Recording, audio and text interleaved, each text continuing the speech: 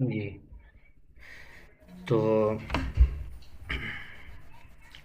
مرکب بنائی کے دونوں جز فتحہ پر مبنی ہوتے ہیں، یعنی دونوں جز پر ہمیشہ فتحہ آئے گا، لیکن اثنا عشرہ اثنا عشرہ کا دوسرا جز تو مبنی ہوتا ہے لیکن پہلا جز معرب ہوتا ہے۔ مرکب غیر تقییدی کی دوسری قسم ہے مرکب صوتی۔ مرکب صوتی اس کو کہا جاتا ہے جس کا دوسرا جز صوت یعنی آواز ہو،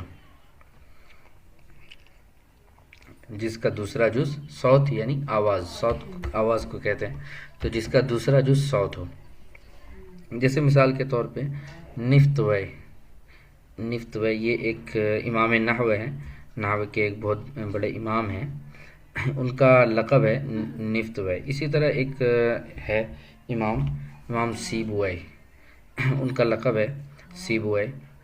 تو سیبوئے امام سیبوئے یہ بھی امام نحو کے ایک امام ہیں۔ اسی طرح نفت وے یہ بھی نحو کے امام ہیں۔ اس میں جو ہے دو لفظ ہیں، ایک نفت اور دوسرا وے۔ وے جو ہے کچھ بھی نہیں ہے، وے بس ایک آواز ہے۔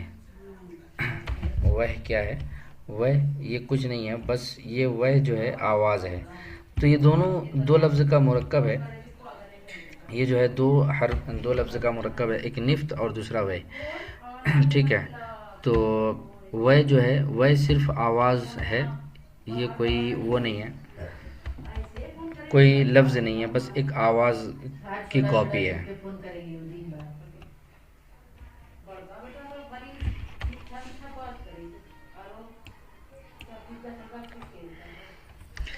تو مرکب صوتی اس کو کہا جاتا ہے کہ جس کا دوسرا جز صوت ہو۔ قاعدہ: مرکب صوتی کا پہلا جز فتح پر اور دوسرا جز کسرہ پر مبنی ہوتا ہے، یعنی مرکب صوتی کے دونوں جز جو ہیں مبنی ہوتے ہیں، اور دونوں جز پہلا جز مبنی ہوتا ہے فتحہ پر اور دوسرا جز مبنی ہوتا ہے کسرہ پر۔ تو پہلا جز فتح پر مبنی ہوتا ہے اور دوسرا جز کسرہ پر مبنی ہوتا ہے۔ مرکب غیر تقییدی کی تیسری قسم ہے مرکب منع صرف۔ مرکب منع صرف کو آپ نے غیر منصرف میں ترکیب کے نام سے پڑھا تھا، اسی کو مرکب منع صرف بھی کہتے ہیں۔ جو ترکیب کو آپ نے پڑھا وہی مرکب منع صرف، دونوں الگ نہیں ہیں، ایک ہی ہے دونوں۔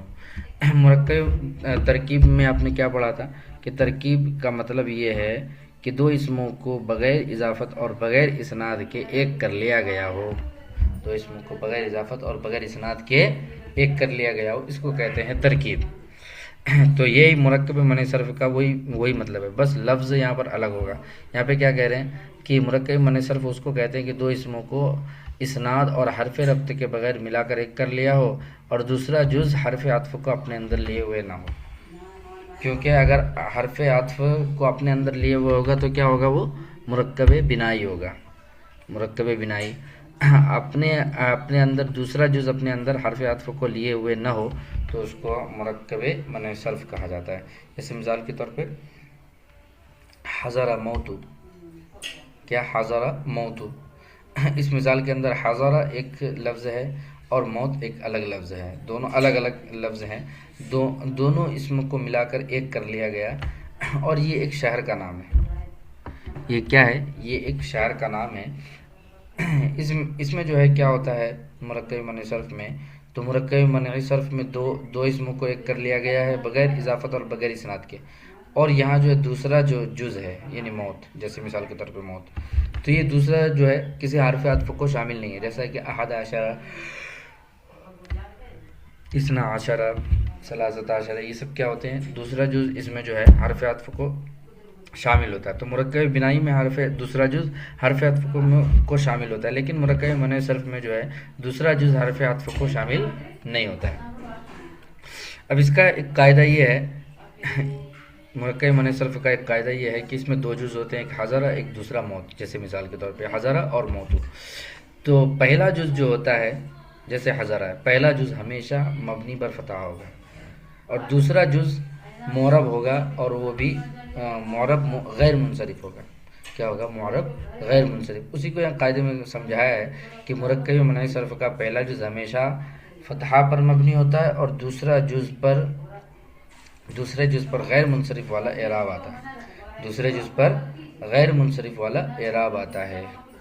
تو پہلا جز ہمیشہ فتحہ پر مبنی ہوگا اور دوسرا جز جو ہے ہمیشہ دوسرے جز پر غیر منصرف والا اعراب آئے گا. ٹھیک ہے.